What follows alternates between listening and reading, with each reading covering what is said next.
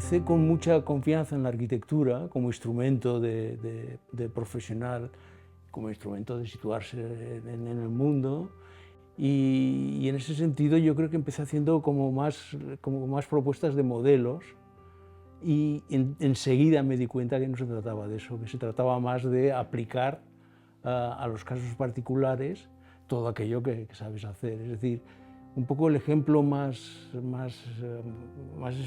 claro sería hablar de, por ejemplo, de una biblioteca en un parque como modelo extraordinario de arquitectura, y luego en la práctica se convierte en una parcela pequeñísima con problemas de todo tipo, donde hay que meter la biblioteca, y que además ya no es tanto un templo de la cultura, sino que es más un instrumento de utilidad social. Godard lo conocí yo de estudiante trabajando en su despacho, y la verdad es que me quedé absolutamente deslumbrado por la personalidad del señor Godard, que era...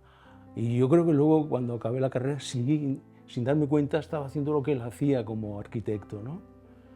En cambio, ya con Alejandro de la Sota lo conocí en un momento, cuando ya llevaba unos años trabajando, que tenía, y fue muy bonito en mi opinión, el a priori que yo tenía de esta figura de la arquitectura española, como persona exigente y puritana y austera, y la sorpresa que me llevé al conocerlo, porque tenía otras características, era muchísimo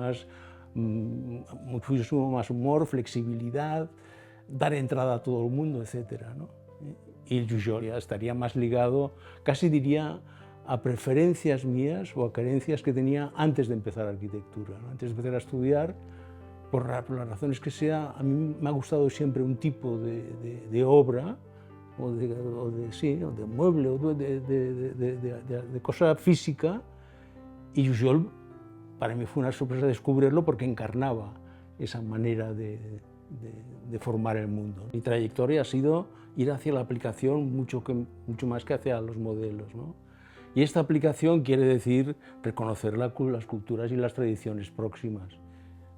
La relación con Barcelona pues es muy fuerte, porque es el sitio en el que trabajo, en el que yo aplico lo que sé como arquitecto, y porque es mi ciudad. Yo destacaría las dos reformas importantes que he hecho, que son las del Gobierno Civil de Tarragona y las del Teatro Metropol. Y una tercera obra, que es el IMO, que es un edificio dedicado al cuidado de los ojos, una institución.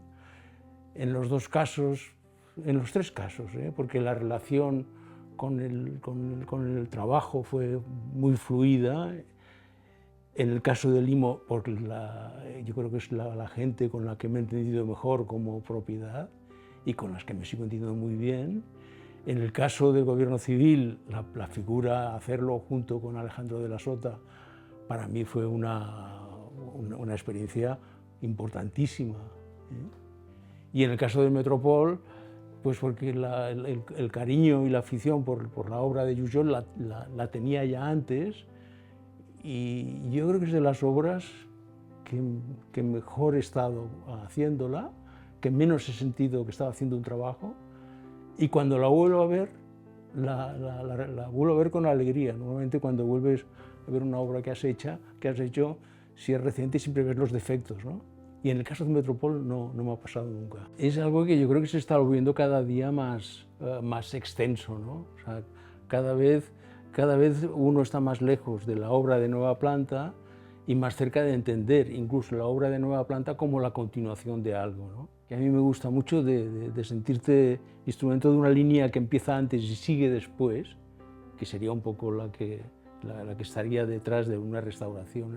Eso es una cosa que yo creo que es el futuro de la arquitectura, y yo creo que los arquitectos tenemos que encontrarnos muy a gusto en esta situación de ser una parte de una continuidad. Yo voy cambiando de opinión, O sea, a lo mejor 10 años antes decía otras cosas, Pero ahora mismo tengo en la cabeza una cosa que está relacionada con Jujol, que me gusta mucho, que es que el arquitecto da la palabra a la construcción, ¿no? La obra de Jujol, en mi modesta opinión, es dar la palabra a la construcción, ¿no?